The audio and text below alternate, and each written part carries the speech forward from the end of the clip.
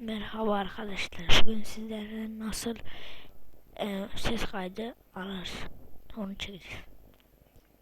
Şimdi arkadaşlar böyle videoya giriyoruz. Ayarlar yapıyoruz. Bu da ses gelecek.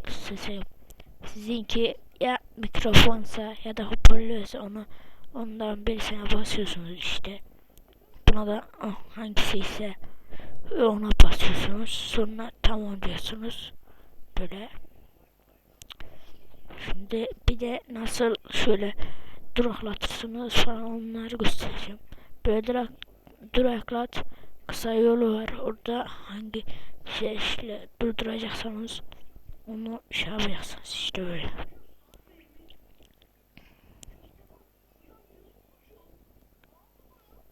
Böyle işte.